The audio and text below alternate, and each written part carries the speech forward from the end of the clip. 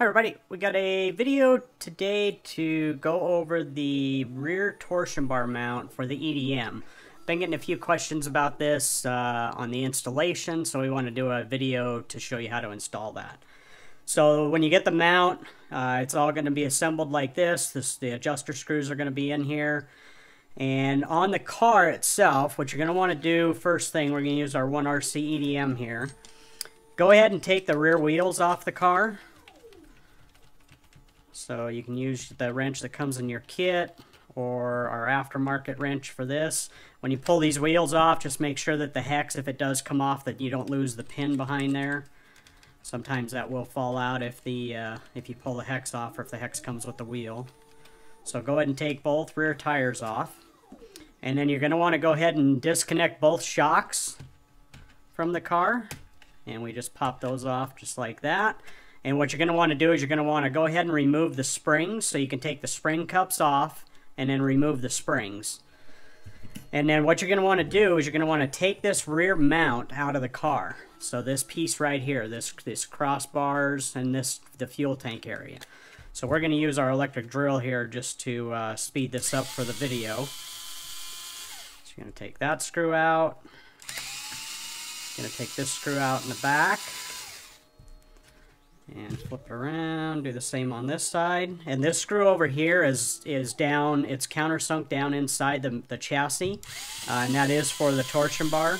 So make sure you can, if you have to look for that or if you can't find that easily, just look down in that pocket. So you're going to take this off. And make sure you keep all the screws and stuff because you're going to need those. So once you got those screws out, then you're going to want to go ahead and just take this piece out. And you can just lift this up in the back. Just like this, just lift it up and then just pull straight out and this will come out of there.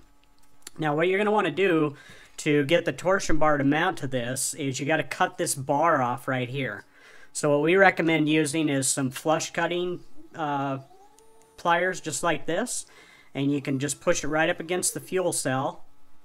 Show you right here, just put it right up against there and just snip that and go to the other side, snip that, and then you're good to go. Now, save this piece here because if you ever want to go back to, you know, just the standard springs, you don't want to run the torsion bar, you can either leave the torsion bar in and you can pull the tubes out, or if you want to just put this piece back in, now obviously it's not going to be attached here, but if you want to glue that or whatever, you know, you can do that too. This piece only comes with the complete chassis set, so just make sure you hold on to this if you don't want to buy a whole new piece. So there's two little holes right here in the fuel cell, and those two holes are to attach the torsion bar mount to. And you can see in the back of the torsion bar mount, there's two holes towards the rear here from the adjuster screws.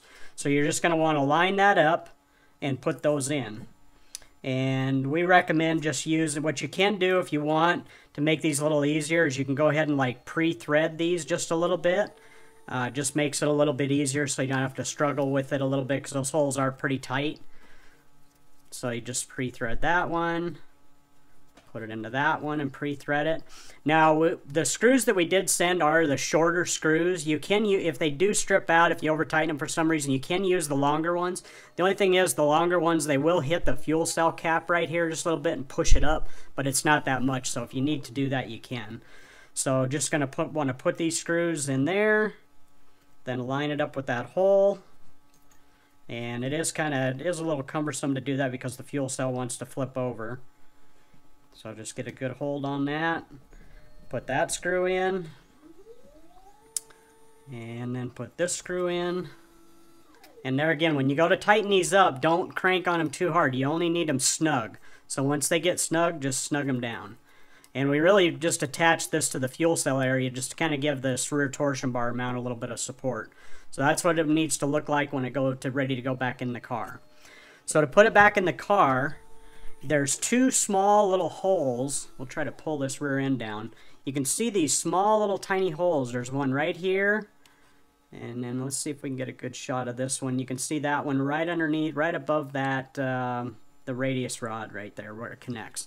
So that's where the wires are going to go for this. Now what you're going to have to do is you're going to have to get this down inside the chassis first and get it snaked around where the wires are outside there. And then what we do is just support this We're going to set this down here a little bit. So just support this and get one of the wires started, and then get the second wire started. And you can start with either side, whichever side you want. And then when you get those started in the axle, then what you're going to want to do is you're just going to want to push it forward, and you're going to want these tubes to fall into this little cradle right here.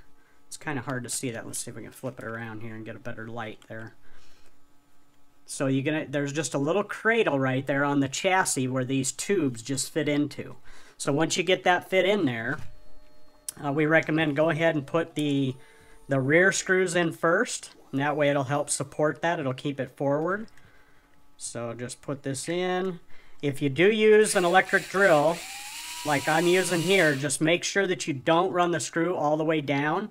Just leave it a little bit loose and tighten it up by hand. If you do that with the drill and the clutch for some reason doesn't catch it, you'll strip these out pretty easy. So put that one in, and then just go ahead and snug those down on both sides. And you got that in, and then you can put the two side screws in.